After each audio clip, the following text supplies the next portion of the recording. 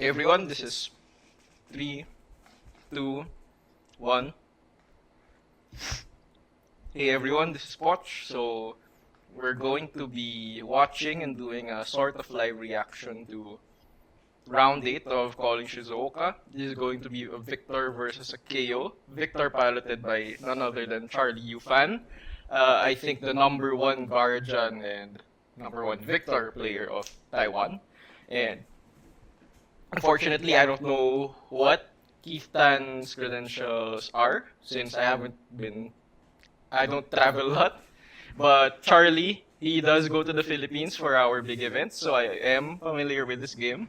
And he's actually piloting a deck that's a special brew of his. I think he calls it Turbo Estates. It's a very interesting list of playing op and op-like effects so that you could cycle through your deck, as well as sinks that help you cycle through your deck faster and find your gold mina states faster.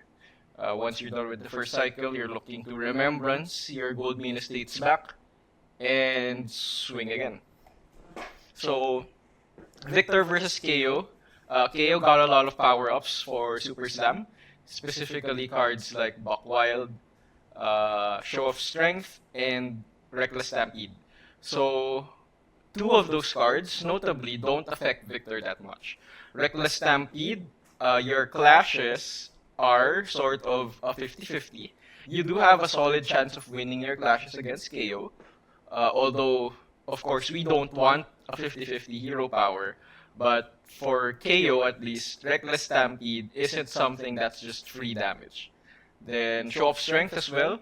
It's essentially a 2-card 6. Since most of our attacks are 6s, we could be confidently blocking out that card as well. So, this is a matchup between two heroes I intimately know well. Victor is the deck that brought me the championship for Battle Hardened Manila. Meanwhile, KO is the deck I've been running competitively since I started Flesh and Blood and actually reached top 8 in our nationals with KO and got a lot of success in RTNs and ProQuests with it. So, without further ado, I guess we shall get on to watching the game. Where Victor Goldmane, high and mighty, in the hands of Charlie Yufan from Taipei, is taking on the brute force that is KO, armed and dangerous, in the hands of Keith Tan from Singapore. Both these players are the only undefeated, but who do we give the edge to, Majin? Okay, I'm thinking back to heavy hitters meta. Victor wasn't incredibly... So we're gonna pause the video at the moment. I think there's a lot of information to be gained from the equipment suite, as well as who went first. So first up, we are on an interesting piece of tech with the Arcanite Skullcap for Charlie. I think Arcanite Skullcap is an interesting choice. It is definitely not wrong and is a matter of preference. It's very good since it allows you a 3-block piece of equipment, which is very important in this matchup. But I think I would personally prefer Providence, Crown of Providence. However, I haven't checked Charlie's list. It might not be part of his 80-card list. So that's more of a... You gain some in some matches and you lose some in some matches, depending on how you build your sideboard. So it is... I wouldn't say it's a big deal, but it is. It does lose you some percentage points into KO not having a efficient blocking helmet like Crown of Providence or Balance of Justice. He's also rocking the new Iron Fist Revelation. This is objectively better than Gauntlets of Iron Will in this matchup, since Gauntlets of Iron Will doesn't really matter unless for some reason your KO opponent is playing Pommels. Then on the KO side, we have the standard suite, although I do run Beaten Trackers rather than Scabskin Leathers. I think KOs should orient their equipment suite to save themselves from bad hands, rather than just thinking of their equipment suite as a fridge. So KO is all about making the inconsistent consistent without making it consistent. I don't know if that made any sense, but the less variance that you have in your deck, generally, the less powerful your deck becomes in KO. So you're not supposed to be trimming down the variance, but rather helping control it through other means. And those other means are usually in the form of Savage Sash and Beaten Trackers. At least that's how I personally view the deck. Savage Sash will save you from hands with little resources, either no blue hands or all red hands even. Then Scab Skin Leathers is a or rather, Beaten Trackers is a one-time get out of jail free card. Whenever you lose, go again. And that will allow you to just keep piling on the pressure into your opponent before you could lose to your deck. So that is, I think, how you should be playing KO and not this mid-rangey style. Popular because the KO matchup was difficult. Now, So Charlie did elect to go first. I do like going first against KO. I do like going first in general, I guess. So, especially with Charlie's list, he does have a lot of defense reactions. I believe he runs 3 sinks and 2 or 3 fates and 1 staunch response. So going first is a big blessing for him, as he could probably arsenal a defense reaction. And I think that is a defense reaction. I think it's a sync, which will come in handy later. So yeah, going first is definitely the correct option. What I did want to see from Charlie is this matchup is a matchup that will go to fatigue. This matchup is always going to be down to the last 2, 3, 4, 5 points of HP. And it's all about you surviving whatever pitch stack threats the KO has. So generally that comes in the form of pulping. And with this recent meta game shift, tear limb from limb. So if you have ways to survive those 2 cards in particular in the end game, you could guarantee to an extent that you will win. However, it is worth noting that this matchup is significantly harder now than before due to the presence of red and blue Buckwild. Red and blue Buckwild allows the KO to have red 7 power go again. It's essentially a 2-mode E-Strike. That is a brute action card. While blue Buckwild is a blue discountable brute attack 1-mode go again E-Strike. So it is nuts. And this matchup is really hard now, but we have tools to mitigate this matchup effectively, which we'll be talking about maybe down the line. a lot of that, from what I heard, centered around cast bones, which I don't think So is yeah, making it into swinging list the hammer as much here as it was important, so previously. you could mill But 2 it cards seems off your like opponent's deck. Charlie has a plan into these brutes. Got to be talking about the fact that Victor needs to reliably win clashes, at least based on the way I've seen Victor decks built in the past. We know that Charlie Ufan is leaning into a hefty number of clash. So the KO just probably sending blue Buckwild into T-Rex into Bear Fangs, since the blue Buckwild is his only go again option. So it's a solid 5 plus 9, 14 card hand cycle, which is what makes KO so strong. You only have 1 red and you're still sending above rate damage throughout your turn and creating a Might token at the back. Cards. But when you're going up against a deck that is essentially cheating the power of all of its cards in all zones except for the combat chain, maybe that is a little bit more difficult. Yeah, something interesting. I like to take a quick peek at equipment anytime I jump into a game.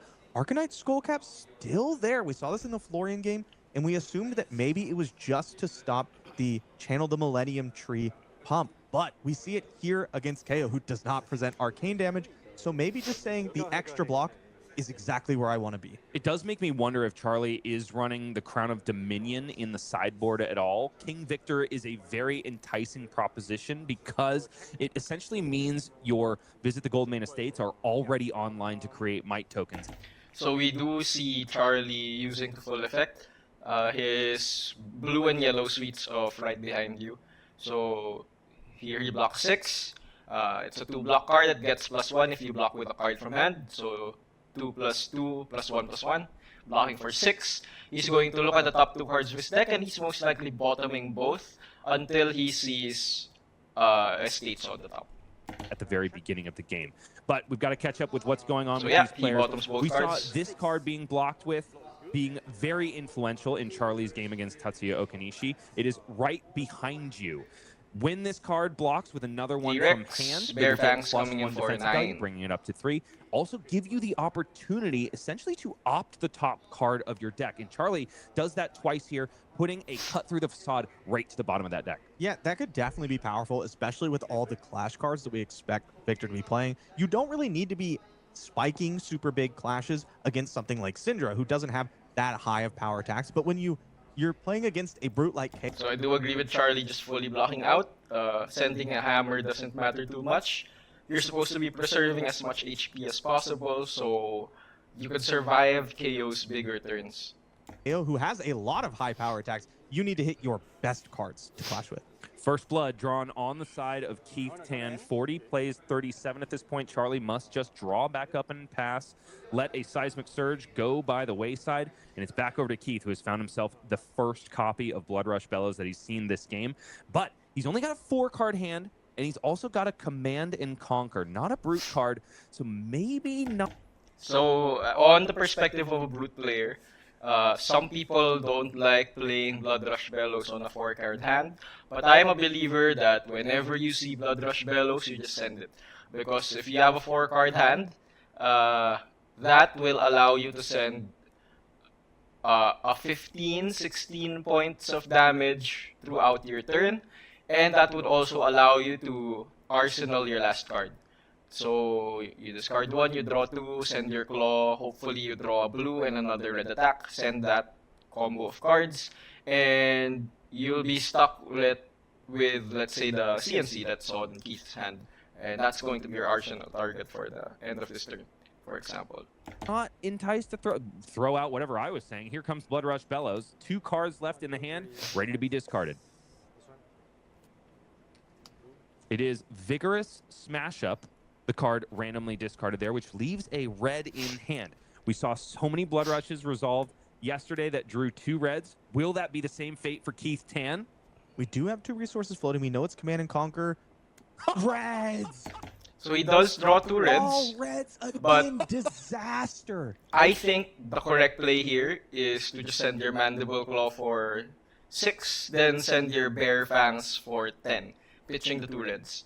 This is because you really don't mind saying that pulping for next cycle. I don't think you're desperate to make this turn go wider since you're not popping Sash. Since you're not popping Sash, this turn can't go any wider. You could only afford to pitch that. You could only afford to go too wide here regardless, and you're only really losing out on an arsenal, which I think at the end of the day, in a matchup that goes to fatigue, doesn't matter too much. You will have a lot of time to set up your arsenal as the KO player.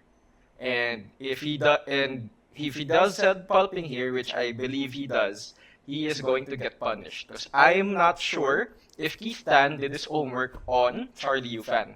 So they ended the day both at 7-0, so they were sure that they were the 2 that are going to be fighting at round 8.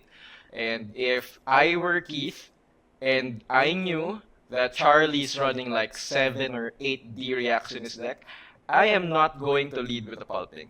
I am going to be leading with that claw, and I am looking to just play conservatively and send the Bear Fangs pitching the 2 reds. Sash is available. Absolutely is available. Has not blocked for 2, though. Essentially leaving 2 value on the table against a Guardian opponent is probably not the way you want to go about this. 2 resources floating could always... There we go. The pulping leads up here. In a vacuum, this is a good play. You get to cycle out your hand. You could fish for a blue. But we are not in a vacuum. Flesh and Blood is a very contextually based game. And in the context of our specific matchup, of our specific competitor, Charlie Yufan, this is a massive misplay. Send a claw, but no, instead, the pulping is going to come in, try to fix this hand a little bit. If Keith has been able to draw a resource card, he's got a 1 out of 3 chance to lose it. Okay, It was a red bear fang. keeps the new one. It's a blue. It's a blue. So, here we go. We have a CNC and the blue card in hand. We did fix our hand, but at the end of the day, we could only throw out T-Rex and Claw for 6. And we keep the CNC for Arsenal. But we're running into the risk of We that got there in the end, ladies and gentlemen. This chance is a that fixed this blood rush pulping gets hand. blown out, But in how which good it is would this be blue? in a bit. What are you really gaining? You're swinging with Command and Conquer after it's not pumped by Blood Rush Bellows. It is good. Don't get me wrong. It's hoping for 9 into a Command and Conquer. That's solid. But this is your big card. You want more. So, could there be an argument for an activation of Gauntlets of Tyrannical Rex and then send Mandible Claw, pocket the CNC for later, just to get the maximum value on the buff from Blood Rush Bellows? It definitely could be. The disruption, we have to see how highly we value this disruption. Okay, Clash of Bravado, the first Clash card thus far in the game, is thrown out onto the combat chain. Charlie Yufan reveals a Visit the Goldmane Estate. Nothing happens right here, and there is a defense reaction in the arsenal, stuffing the action point that could be generated by this pulping. We saw it once. So there goes Charlie's defense reaction of Fate Foreseen.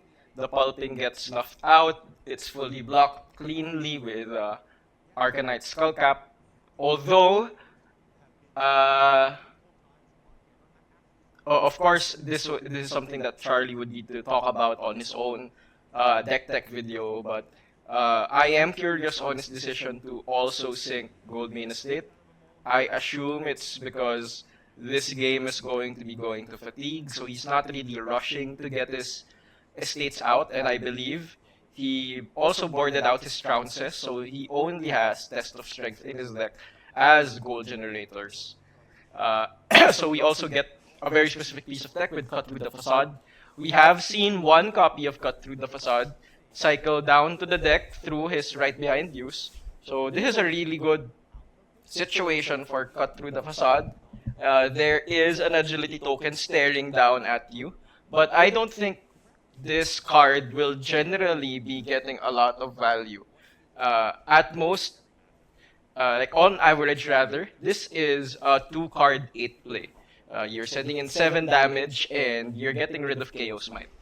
And of course, when you have the tempo, you send your 2-card 8s. But if you have a KO that's playing a perfect game or making all the right choices, you wouldn't have the time to send a 2-card 8. And you'd be stuck with a 2-block in hand. So those are some considerations that I'm making when teching for a KO matchup. In this case, Charlie got a really good turn cycle, getting the 2-card 8. I would say 2-card 9 or 2-card 9. I do value agility as 2 points. And he gets to Arsenal that staunch response. Higher value or higher safety play in sending Wild Ride first. Yeah, I don't think there's really any reason to send Pulping now. Beast Within discarded. Beast Within is absolutely a huge card, but only when you discard it randomly from the hand. At this point, Keith is going to start banishing cards from the top of his deck until he finds one with 6 or more power. He will take that many cards worth of life lost and also put it in the hand. I believe it was another copy of Command and Conquer. So only 1 life lost there for Keith Tan. 32 plays 37 now, but he's got an extra card with which to work. It's looking like a pretty powerful turn here. We have a couple reds in the deck, a couple reds still in the hand. We still have another resource card. We have plenty of go again with things like Claw. I'm a little worried that we might send Pulping first and get stuffed. But other than that, this is a lot of damage. So in the days of old, when a lot of Reinars were playing Pulping, it it was pretty typical, I guess, just because of meta conditions for So I'm gonna be them to skipping roll ahead a bit. scabskin This is leathers just first, to insulate themselves from a standard any sort of turn. defense It's going to reaction be a wild shenanigans that ride could into T-Rex really put them in a tough activation. spot. Two more Then copies of playing right out behind their you last are card put in in front of hand. this I think wild it's ride. CNC. I was kind of wondering if this was a sideboard Very card for Charlie, standard but play no, of I think just he blocking wants to out all the accelerate to a threats. pitch stack as fast as humanly possible. And immediately, Man, and the fact that he could have... I believe, I thought it was still a blue in hand. I thought so too, but In this scenario, I did want to see Charlie block out with 2 cards and an equipment, rather than 1 card and 2 equipment. I think the game plan really is to just draw this game out into the second cycle. If we're rushing too fast to kill the KO, we lose effective hit points through the armor. And right now, we did have a turn cycle that we essentially lost 4 HP to CNC, which is something that we don't want. That HP point is going to be very impactful going into the end game of pulping, especially that we know that Keith just pitched late game pulping through this turn in specific. So that pulping at the end of the game might kill us just because our equipment is gone. And as far as I know, Keith also runs Tear Limb from Limbs, maybe 2 copies. I'm not sure. We need to take a look at the deck list. but maybe we saw it wrong. Titan's Fist is the retort here. 36 plays 32, Charlie U fan, showing that he doesn't just have Miller's Grindstone. Perhaps this is the exact matchup that Titan's Fist comes in, because Charlie does not want to be just giving away power on his weapon if he doesn't need to. Again, we've already mentioned that KO, Armed and Dangerous, is a difficult hero to win clashes against. So I kind of wonder if Test of Strength has made its way out of the 60 in this situation. I could definitely see that. Second Blood Rush Bellows being deployed here. So, second Blood Rush Bellows has been deployed. I do want to go back a bit into this hand. So we do see a Wild Ride, 2 blues, and the Blood Rush in Keith's hand. So this is actually one of the best hands that you could have for a Blood Rush. Especially when Keith also has an arsenal. So I will look to block the Titan's Fist with my Savage Sash here, because we are supposed to be gaining as much value from that Savage Sash as humanly possible. And right now, we have a 5-card grip going into a Blood Rush turn, and our opponent is just sending Titan's Fist. We really need to be proactive in looking to cash in that extra point of damage from our Savage Sash. Savage Sash, when played to its absolute limit, could be anywhere from an 8 to 10 value piece of equipment. And playing a relaxed game where you're not playing to high roll your opponent will just lead to a game that you might still win, but not convincingly. Hero to win clashes against. So I kind of wonder if Test of Strength has made its way out of the 60 in this situation. I could definitely see that. Second Blood Rush Bellows being deployed here. So yeah, 5-card grip will go again. This one Should on a be the 5-card sign that Discarded card is a popping resource your card. sash It's is a yellow, wild possibility ride. in this. And what have we got here in the hand? It is, no, we found a blue. It's a Got Smashing resource. Grounds, Reckless Stampede, and another Wild Ride.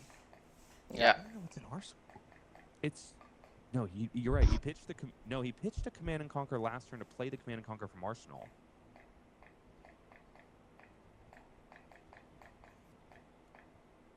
Either. So you want to be able to have cashed in the 2 block from your sash in case your full card grip can convert for your Blood Rush. Since you're not playing for the possibility of the high roll, you won't be getting a high roll. Now, Keith is faced with a hard There was a lot decision hoping in of we were breaking going a to Savage this Sash, point. even though he I hasn't can't locked remember it if I yet. saw it in the pitch zone or I'm not. sure we'll figure it. His tanking so much is because it's about the fact Silver Charlie, but no, it was a red Buck Wild. I think that was the mistake. So he has a Buck Wild in his arsenal. That is even a bigger. You already have the guaranteed go again. So why aren't we blocking with the Sash? We have a 5-card grip. We should be blocking with the Sash 100% of the time because we know 100% of the time we can convert the Blood Rush for a 3-card chain, maybe a 4-card chain. Mistake we made. We thought this was a blue card on the previous turn cycle. In this case, death shown for only. It's looking like probably a great card against a deck that's really looking to block. I agree with Charlie's decision to play out the quick dodge flexors here.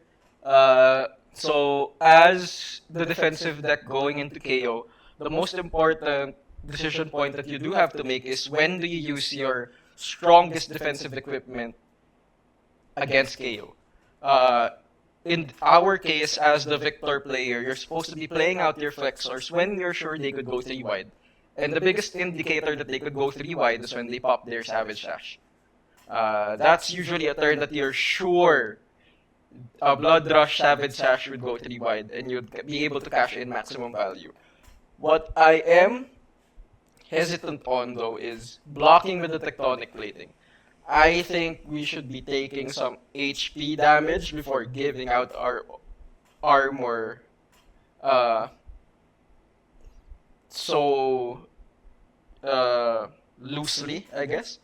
Because I think 1 HP saved now and 1 HP saved later has a huge difference. 1 HP saved later allows you that flexibility to be using it on an on hit or a card that could potentially kill you, like pulping. An equipment block later could also allow you to overload Reckless Stampede when you're sure that you will win clashes. Maybe you see that you have a Spinal Crush on top of your deck and you can just jam equipment pieces into a Reckless Stampede and possibly just kill your opponent from like 5 HP, right? In this case, it is 9. A stock row quick dot aim against because he just can't. KO is definitely the better clash. The Reckless Stampede. Grade to K. Gotta hand it to card yet. This Cut through the side. Hit for a big 7. Oh my goodness, I absolutely forgot about that. That was a big 7 and an agility token cut through. In this case, choke slam. I don't know about you, but they didn't know it. To Stampede hitting him is gonna be 8. And Turns out, deals 2 damage. So in this case, with the tectonic, you'd still be at 27. And I don't think there's a huge difference between 27 and 28 at turn 4. And I guess this is a perspective that I have since I do play both Victor and KO. That you never know when you need that -1. You never know when you need that 1 block on your tectonic plating. Because in the moment that Keith sends out a card like Wild Ride, Claw, CNC, that 1 block from your tectonic plating and your 2 block from your Iron Fist is all you need. Well, of course, with 1 card in hand, to block it out cleanly and preserve whatever you have in your arsenal. And in this case, you don't have a Crown of Providence to bail you out for those cases. So it's doubly more Charlie important. looking really good on the defense right now, which is good because all he's able to do on his turn is draw back up and pass. Still has a staunch response. 26 play. Probably life. Those cards, it's like 4 cards are left in the opponent's deck, and if you're Keith, you have to make maximum use. Red pitch head. Wonder if I don't like pitching out 2 reds. You do have a Wild Ride in your arsenal. I want to be pitching out Beast Within. Losing 2 cards just so you have a chance to gain 1 card is not a good proposition when you could just pitch 1 card. Still is one of those cards that Because there won't be any difference. You lost 2 cards for this cycle, so you have a chance to gain 1 card back when you could just pitch the yellow and not lose that extra card for the cycle in the first place. So maybe he's thinking about preserving those cards for the second cycle. But at this point in the game, it's all about not allowing the Guardian player to swing anything. Any hero that is trying to block out their opponent has how many power cards are left in the every one if you're Purposeful. and I absolutely love it. If that is his plan, I love So, that he's doing it yeah. with a Reckless Stampede because He's just stuck with based on the way we know that Charlie likes to play weird hand. his game plan, that pitch stack is going to be nothing but non-attack action cards and even higher than it. Second cycle, single-digit life totals. The pings from the class, Like, oh, I don't know, like the exact catch up because a little bit. I think across now left. But first we got to deal with Scab Skin Leathers. The big So it's definitely correct to Scabs here. He does have 2 cast bones in hand, but the real question is, I don't like playing cast bones. I think cast bones just slows you so much. And yeah, it's like really good because you get to compress your damage into a single big turn. But you really don't need that to win against this matchup. You could just be sending damage non-stop, and as long as you're efficient with your damage and you're the KO player, you could also look to fatigue the victor. Because if the victor never gets to swing their attacks at you, they never get to threaten your cards. They never get to do the Guardian thing of sending an attack and you need to block with 3 cards and you get fatigued out.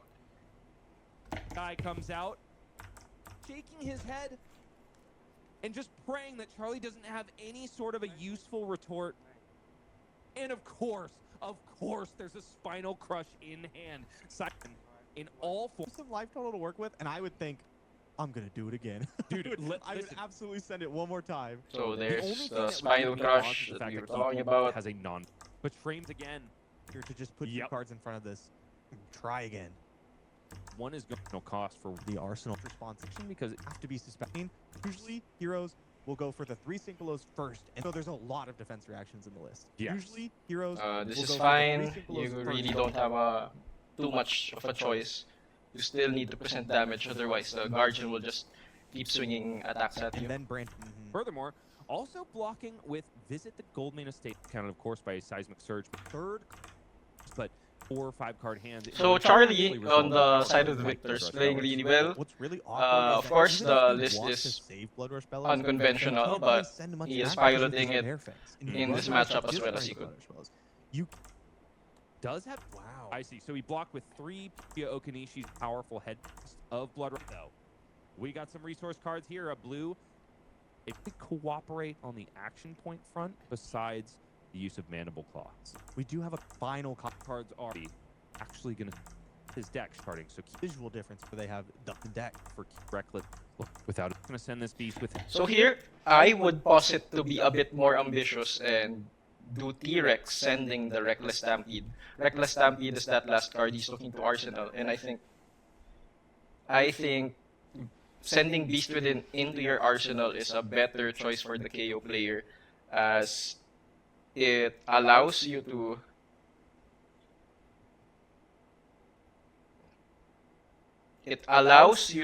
bait a CNC.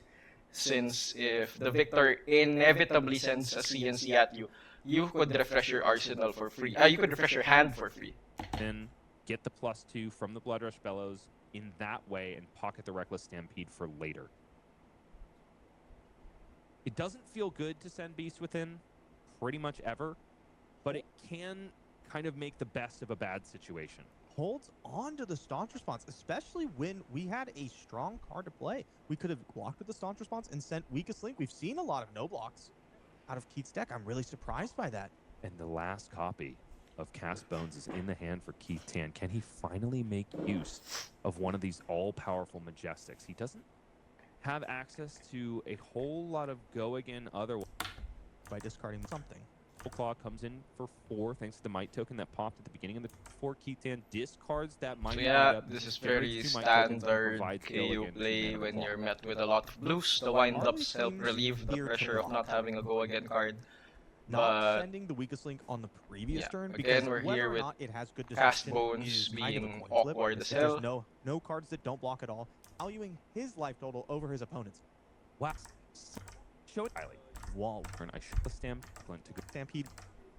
Command and Conquer, however, is going to Here we go with the CNC. We would have loved to have Beast Within in our arsenal, so we wouldn't need to care about the on-hit effects. I think we know that Victor plays his on-hit effects, and we should be playing to let those on-hit effects be as useful or as useless as they can be. This is a pretty incredible turn for a Command and Conquer, threatening the arsenal on a large turn with the agility token unlocking all sorts of different hands for Keith. Okay, definitely hates it, but Charlie is making him answer some really difficult questions. What do you think about Charlie's him? I think Charlie protect makes a lot of sense, especially when Damage goes through, and down goes are going to be popped, walloping. blocked out. The arsenal, maybe a token or This is, I think, for it, but that would really be funny. E-strike draw card with a Here, token is one of my unfortunately, favorites. Charlie Pretty doesn't good. have 2 blues to but cleanly no, I block think it. he would need another blue. Another high roll potential of having staunch response is you have a second outlet for Riches of Tropal Dani Charlie giving a nod to of just approval block it to out just and doing even the draw a thing that card. he knows how to do, So which here, there block is strike merit plus staunch response. to saving the staunch response and waiting for your Riches to show up. But I don't know if Charlie still boards in Riches for the specific matchup. So that's something we will find out later. It's a total of 10 damage covered up here. 5 is going to get through. No quicken token generated for our If he guard. does have Riches, I do prefer to If wait he for the can, must Riches move on to the next before turn. using Staunch. But Oh, here he it's has a just mighty mitigating wind-up? as much And a damage run as you can. roughshod in the hand. 2 might tokens and then run. I think he's going. That does not feel good. That was the On the KO side, I would have just liked to see a T-Rex into a Claw rather than a Run Roughshod being played. A Run Roughshod sends in 5 damage, a T-Rex Claw sends in 4. And the core difference is you don't lose a card.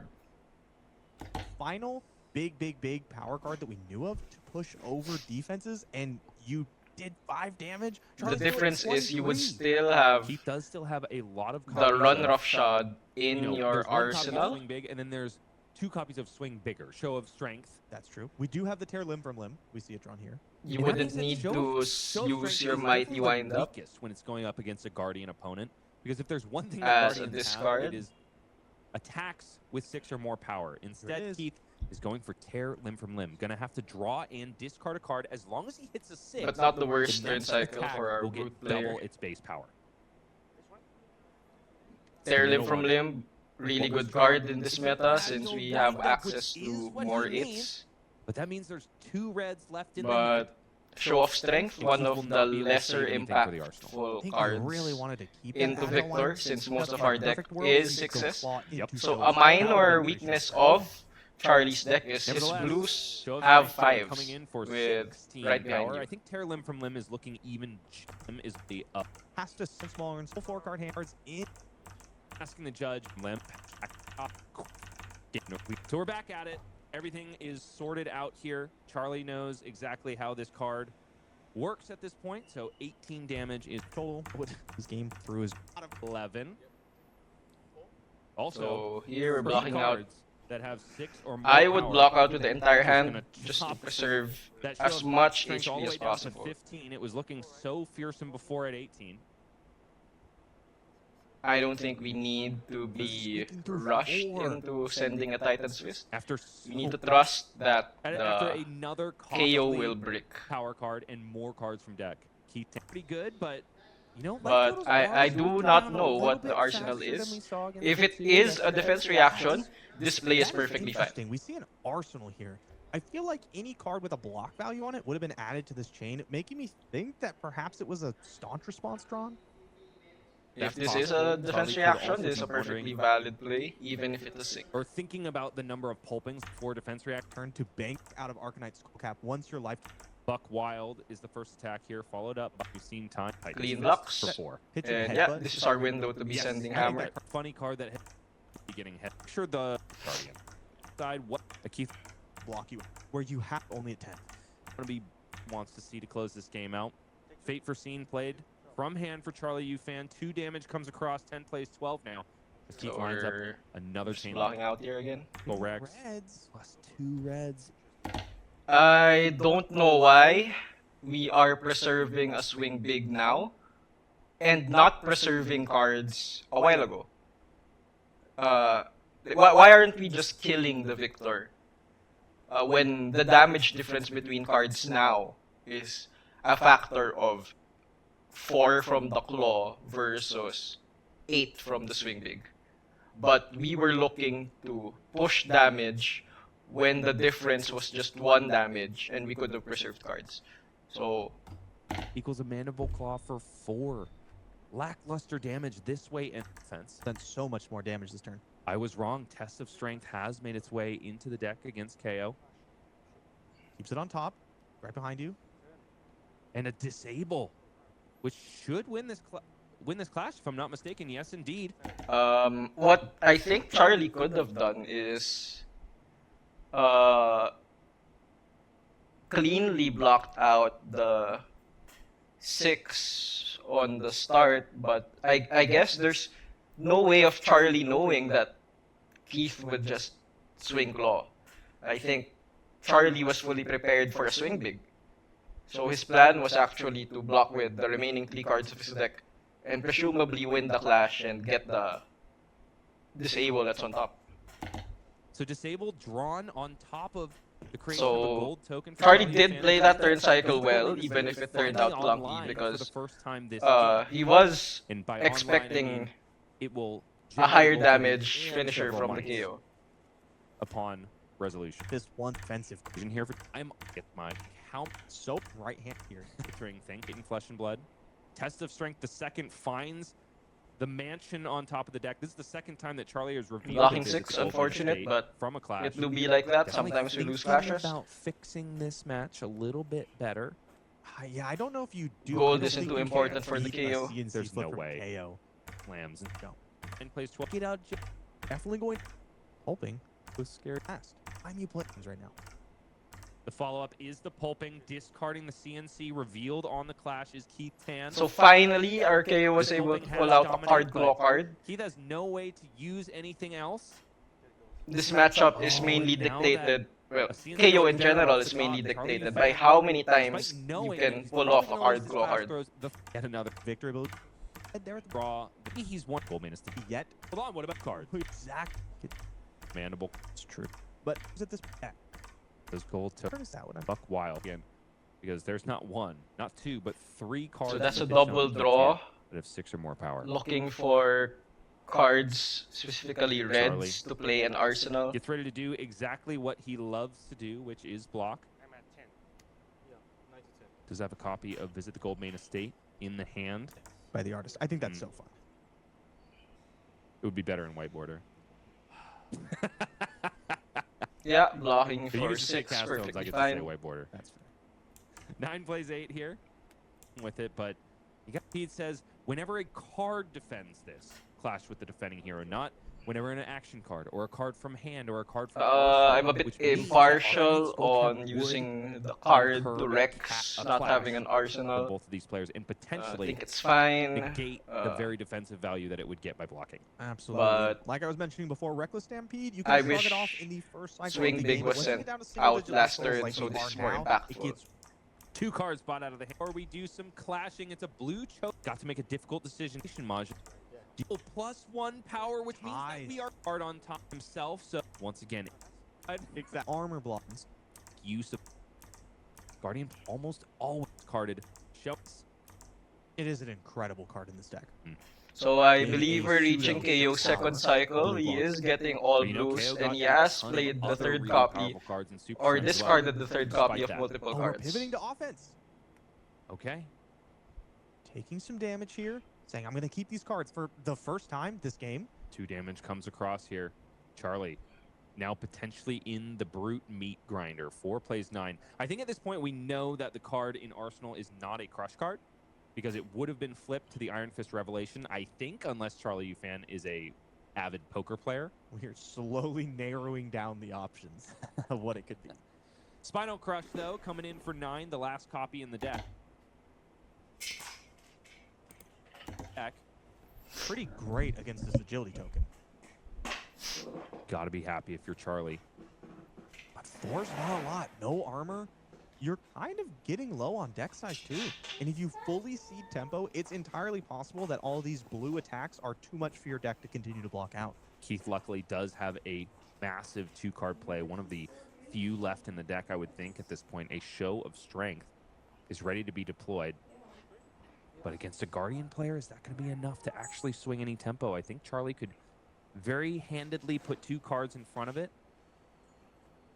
and go to the At next the end turn of the cycle. game in this match, it's going to be a battle of sending 2 card hands, That's which exactly how KO this is will going win down. eventually. Keith sending Show of Strength for 9. But I have a feeling that its base power is going to be a little bit less by the Bravado Negate. in front of it. And no, Clash of Bravado and Moment. His Absolutely. I think Charlie should Undefeated block feels with a 3 lot. cards here. You are on the brink of a precipitous drop after you take your... That does happen. It kind of opens. But... Oh, no, it's a tie. You're right. You're right. On total, Favor the guard. I think we might block if they lock hand, then Titan's Fist. 1 damage comes... Previous turn cycle. Arsenal. State. We really haven't been putting a priority on it. 1 damage comes across to Charlie. Down to 3 he goes. Yeah, An Buck activation Wild of and Gauntlets Claw, of 3 card Tyrannical 11 Rex for means that this KO. Mandible Claw is doing itself. Buck Wild, Right one of to the the biggest fist reasons cause. why this matchup is so hard now. Another 1 damage leaks through. Charlie is running out of breakpoint stuffer. Has pulping in Arsenal. Pulping red. Smash Instinct? Instinct pulping in Arsenal? Final block on Scabskin Leathers is the choice here. Down to 2 goes Keith Tan. He's decided it's the moment. I've got to put my foot on the gas. I've got to close this out before my opponent can... But I think it's the last card in Charlie's deck. There's no way. Gauntlets of Tyrannical Rex active. Last card. Fighting turn. Spends 2 cards blocking. Right behind you. Sees the last card in Charlie's deck. There's no way. Gauntlets of Tyrannical Rex activated. Swing Big comes in for 9. Only 2 cards in hand for Charlie Ufan. No more in the fridge. The time is now. If there's a defense reaction in the Arsenal, it...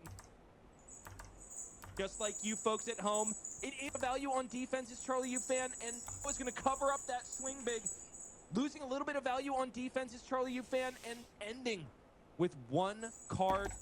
So with that, the victor loses having 1 card in hand, so it's a guaranteed loss, while the KO still has around like 7 or 8 cards left in his deck. So, where did this match go wrong, per se? One thing we do need to check out is if Charlie is on a fat deck plan going into KO. So you do need to fat deck going into KO. And one thing we also need to find out is if Keith is replying with the fat deck as well. So I do like fat decking, a slight fat decking as KO going into Guardian, specifically going to 61 or 62. However, I don't play Cast Bones. I do play No Fear, so I could dodge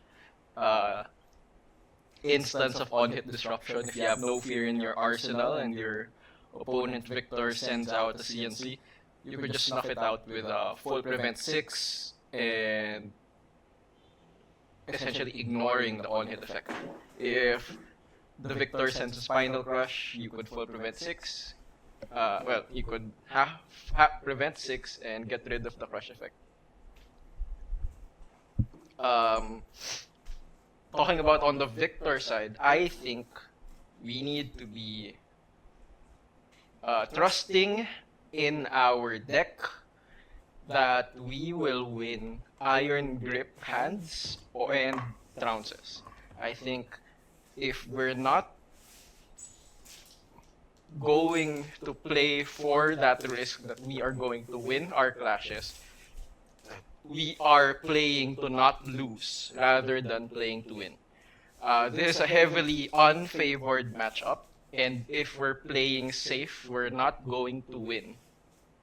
It is outright impossible to win when we don't get clashes and we don't get cards back into our hand to swing Titan's Fist off of. Yes, the matchup is heavily dictated by fatigue, and we would be blocking out with our hands most of the time.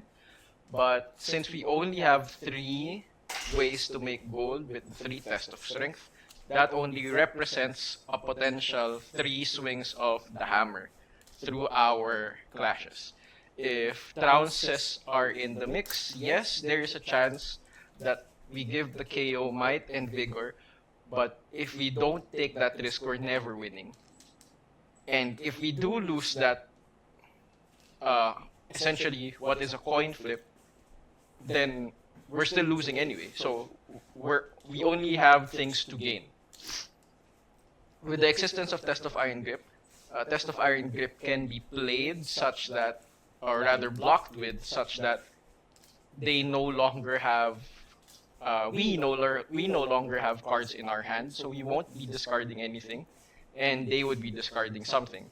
This is most apparent during Blood Rush turns, where we could unload our hand on the first few attacks, and we can most likely snipe a situation that they still have 1 card in their hand, most likely the one that's going into their arsenal.